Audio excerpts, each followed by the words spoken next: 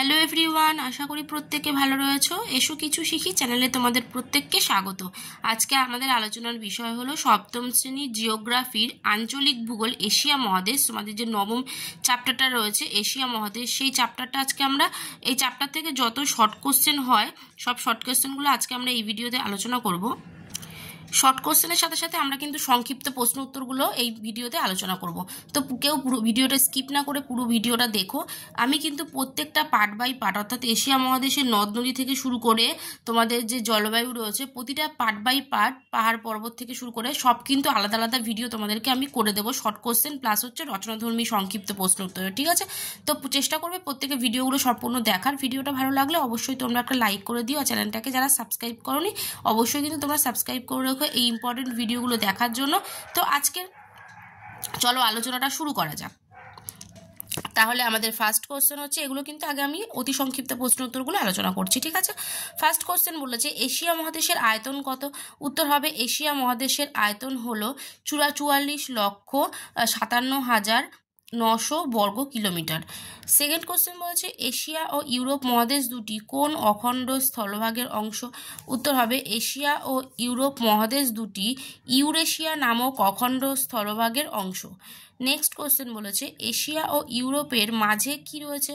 উত্তর হবে এশিয়া ও ইউরোপের মাঝে রয়েছে ইউরাল পর্বত ও ইউরাল নদী। নেক্সট কোশ্চেন এশিয়া ও আফ্রিকাকে কারা আলাদা করেছে? উত্তর হবে লোহিত সাগর ও সুয়েজ খাল এশিয়া ও আফ্রিকাকে আলাদা করেছে। এই যে কোশ্চেনগুলো আজকে আলোচনা করছি এগুলো কিন্তু তোমাদের চ্যাপ্টার ওয়াইজ আলোচনা করছি। নেক্সট ভিডিও থেকে তোমরা part by part question answer পেয়ে যাবে, ঠিক আছে? এগুলোও পড়বে, প্লাস যে পার্ট বাই পার্ট কোশ্চেন অ্যান্সারগুলো দেবো সেগুলো কিন্তু তোমাদেরকে পড়তে হবে। তো দেখো পরের প্রশ্ন কি বলছে, পৃথিবীর সর্বাধিক বৃষ্টিবহুল স্থান কি? উত্তর হবে পৃথিবীর সর্বাধিক বৃষ্টিবহুল স্থান হচ্ছে মৌসিন নাম। নেক্সট কোশ্চেন বলেছে পৃথিবীর সর্বাধিক উষ্ণতম স্থান কোনটি? উত্তর হবে পৃথিবীর সর্বাধিক উষ্ণতম স্থান হচ্ছে পাকিস্তানের জেকোবাবাদ। নেক্সট কোশ্চেন এশিয়ার বৃহত্তম হ্রদ কি? উত্তর হবে এশিয়ার বৃহত্তম হ্রদ হলো কাস্পিয়ান সাগর। নেক্সট কোশ্চেন উন্নত মেসোপটেমিয়া সভ্যতা কোন নদীর তীরে গড়ে উঠেছিল? উত্তর হবে টাইগ্রিস ও ইউফ্রেটিস নদীর উপত্যকায় গড়ে উঠেছিল হচ্ছে উন্নত মেসোপটেমিয়া সভ্যতা। নেক্সট কোশ্চেন গঙ্গা নদীর উৎপত্তি স্থলের নাম কি? উত্তর হবে গঙ্গা নদীর উৎপত্তি স্থল হলো গঙ্গোত্রী হিমবাহ। নেক্সট কোশ্চেন বলছে যে দেখো চীন সভ্যতার আতুরঘর কোনটি? উত্তর হবে হোয়াংহো নদীর উপত্যকা ছিল চীন সভ্যতার আতুরঘর। নেক্সট কোশ্চেন বলছে তিব্বত মালভূমি কোথায় অবস্থিত? উত্তর হবে হিমালয় ও কুয়েনলুন পর্বতের মাঝখানে অবস্থিত তিব্বত মালভূমি। নেক্সট কোশ্চেন মঙ্গোলিয়া মালভূমি কোথায় রয়েছে? উত্তর হবে তিব্বত মালভূমির উত্তর পূর্ব দিকে রয়েছে মঙ্গোলিয়া মালভূমি। পরের প্রশ্ন কাকে ও কেনটা কেন আর কি পিত নদী বলা হয়? উত্তর হবে হোয়াংহো নদী হলুদ রঙের পলিযুক্ত জল বহন করে বলে একে পিত নদী বলে। নেক্সট কোশ্চেন বলছে টাইগ্রিস ও ইউফ্রেটিস নদীর মিলিত প্রবাহের নাম কি?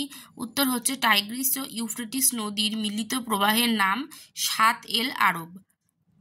নেক্সট কোশ্চেন মৌসুমি বায়ুর বৈশিষ্ট্য কি? উত্তর হবে মৌসুমি বায়ুর বৈশিষ্ট্য হলো আর্দ্র গ্রীষ্মকাল ও শুষ্ক শীতকাল। নেক্সট কোশ্চেন নিরক্ষীয় অঞ্চলে কি ধরনের বৃষ্টিপাত হয়? উত্তর হবে নিরক্ষীয় অঞ্চলে পরিচলন বৃষ্টিপাত হয়। নেক্সট কোশ্চেন বলছে পামির মালভূমিকে কি বলা হয়? উত্তর হবে পামির মালভূমিকে পৃথিবীর ছাদ বলা হয়। নেক্সট কোশ্চেন পৃথিবীর সর্বাধিক লবণাক্ত হ্রদ কোনটি? উত্তর হবে মরুসাগর হলো পৃথিবীর সর্বাধিক লবণাক্ত হ্রদ। নেক্সট কোশ্চেন সিন্ধু নদের ধারে কোন সভ্যতা গড়ে উঠেছিল? উত্তর হবে হরপ্পা ও মহেঞ্জোদারো সভ্যতা সিন্ধু নদের তীরে গড়ে উঠেছিল। নেক্সট কোশ্চেন বলছে পৃথিবীর বৃহত্তম বদ্বীপ সমভূমি কোনটি? উত্তর হবে পৃথিবীর বৃহত্তম বদ্বীপ সমভূমি হলো গঙ্গা ব্রহ্মপুত্র সমভূমি। নেক্সট আছে পৃথিবীর কত শতাংশ মানুষ এশিয়া মহাদেশে বাস করে? উত্তর হবে 60% মানুষ এশিয়া মহাদেশে বাস করে। পরের প্রশ্ন বলছে আনাতোলিয়া মালভূমি কোথায় রয়েছে? উত্তর হবে পন্টিক ও টরাস পর্বতশ্রেণীর মাঝে রয়েছে আনাতোলিয়া মালভূমি। নেক্সট কোশ্চেন বলেছে এশিয়ার মনুষ্য বসতিযুক্ত শীতলতম স্থান কোনটি? উত্তর হবে ওইমিয়াকন হলো এশিয়ার মনুষ্য বসতিযুক্ত শীতলতম স্থান। এবার চলে আসছে আমরা সংক্ষিপ্ত প্রশ্ন উত্তরে। বলছে এশিয়া মহাদেশের আয়তন ও সীমানা বর্ণনা করো। কি বলছে, পৃথিবীর স্থলভাগের 3 ভাগের 1 ভাগ জুড়ে রয়েছে পৃথিবীর বৃহত্তম ও জনবহুল মহাদেশ এশিয়া। এই মহাদেশের আয়তন 44,57,900 বর্গ কিলোমিটার। এর পূর্বে রয়েছে প্রশান্ত মহাসাগর, পশ্চিমে ভূমধ্যসাগর, কাস্পিয়ান সাগর, উত্তরে সুমেরু মহাসাগর ও দক্ষিণে ভারত মহাসাগর। এশিয়া এবং ইউরোপ দুটি মহাদেশ ইউরেশিয়া নামক অখণ্ড স্থলভাগের অংশ। এশিয়া ও ইউরোপের মাঝে রয়েছে ইউরাল পর্বত ও ইউরাল নদী। লোহিত সাগর ও সুয়েজ খাল এশিয়া ও আফ্রিকা মহাদেশকে আলাদা করেছে। এবার বলছে এশিয়া মহাদেশের অবস্থান বর্ণনা করো।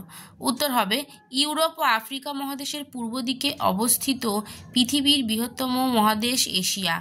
এই মহাদেশটি নিরক্ষরেখার 1 ডিগ্রি 26 মিনিট দক্ষিণ অক্ষাংশ থেকে উত্তরে 77 ডিগ্রি 43 মিনিট উত্তর অক্ষাংশ পর্যন্ত বিস্তৃত। এশিয়া মহাদেশ 160 ডিগ্রি 40 মিনিট পূর্ব দ্রাঘিমারেখা থেকে পূর্বে 169 ডিগ্রি 40 মিনিট পশ্চিম দ্রাঘিমারেখার মধ্যে অবস্থিত। আন্তর্জাতিক তারিখরেখা এই মহাদেশের পূর্বে 170 ডিগ্রি পশ্চিম দ্রাঘিমারেখার মধ্যে অবস্থিত। আন্তর্জাতিক তারিখরেখা এই মহাদেশের পূর্বে 170 ডিগ্রি পশ্চিম দ্রাঘিমারেখার মধ্যে অবস্থিত। আন্তর্জাতিক তারিখরেখা পূর্ব প্রান্ত থেকে উত্তর দক্ষিণে বিস্তৃত হয়েছে। পরের প্রশ্ন বলছে, এশিয়া মহাদেশকে চরম বৈশিষ্ট্যের মহাদেশ বলা হয় কেন? উত্তর হবে, পৃথিবীর স্থলভাগের 3 ভাগের 1 ভাগ জুড়ে রয়েছে পৃথিবীর বৃহত্তম ও জনবহুল মহাদেশ এশিয়া। ভাবলে অবাক হতে হয়, 4টি ইউরোপ অথবা 1.5খানা আফ্রিকার সমান এই এশিয়া মহাদেশ এতই বিশাল যে এর পশ্চিম প্রান্তে যখন সূর্য ওঠে তখন পূর্ব প্রান্তে সূর্যাস্তের সময় হয়ে যায়। সুউচ্চ পর্বতশ্রেণী, বিরাট মালভূমি, বিস্তীর্ণ সমভূমি ও উর্বর নদী উপত্যকার মহাদেশ এশিয়ার যে স্বতন্ত্র বৈশিষ্ট্য রয়েছে তা অন্য কোনো মহাদেশে নেই। তাই এশিয়া মহাদেশকে চরম বৈশিষ্ট্যের মহাদেশ বলা হয়। নেক্সট কোশ্চেন বলছে, এশিয়া মহাদেশ সভ্যতার জন্মক্ষেত্র ও প্রাচ্য সংস্কৃতির ঐতিহ্য আলোচনা করো। উত্তর হবে, এশিয়া মহাদেশ জাতি, ধর্ম, বর্ণ, শিল্প, সংস্কৃতি, জনগোষ্ঠী ও জীবনযাত্রার বৈচিত্র্যে অনন্য। খ্রিস্টজন্মের 3500 থেকে 5000 বছর আগে এশিয়ার বড় বড় নদীগুলির উর্বর উপত্যকায় বেশ কয়েকটি নদীমাতৃক সভ্যতার জন্ম হয়েছিল। সিন্ধু নদের তীরে হরপ্পা, মহেঞ্জোদারো ও সিন্ধু সভ্যতার বিকাশ হয়েছিল।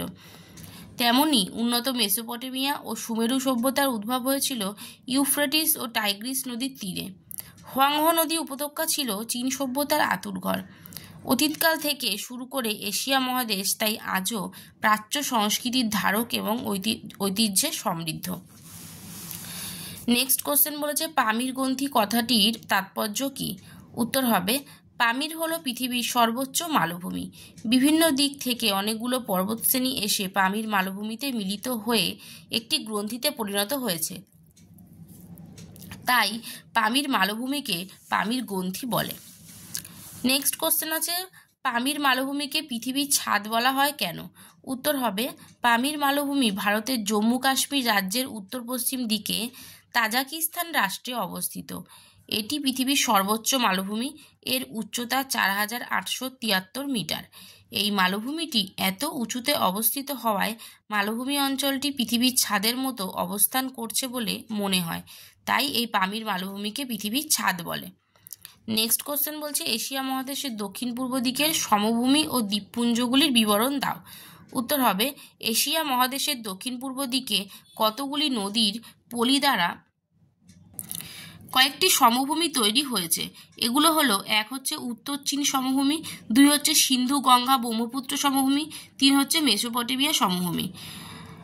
এশিয়ার দক্ষিণ পূর্ব দিকে প্রশান্ত মহাসাগরের উপর কতগুলো দ্বীপ ও দ্বীপপুঞ্জ রয়েছে।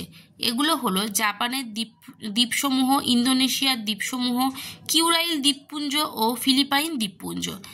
তাহলে এশিয়ার অংশটা থেকে আমরা কিন্তু কিছু শর্ট কোশ্চেন প্লাস হচ্ছে তোমাদের রচনাধর্মী সংক্ষিপ্ত প্রশ্ন উত্তর আলোচনা করলাম। এরপর থেকে এশিয়ার নদ নদী পাহাড় পর্বত প্রতিটা পার্ট বাই পার্ট আমি যে বললাম তোমাদেরকে পার্ট বাই পার্ট আলাদা ভিডিও কিন্তু তোমাদের কাছে আসবে। তো সেই কারণে অবশ্যই তোমরা চ্যানেলটিকে সাবস্ক্রাইব করে রাখবে, ভিডিওটা লাইক করবে, চ্যানেলটা কিন্তু বন্ধুদের সাথে শেয়ার করে দিও। তো আজকের মতো এ পর্যন্ত, দেখা হবে নেক্সট ভিডিওতে।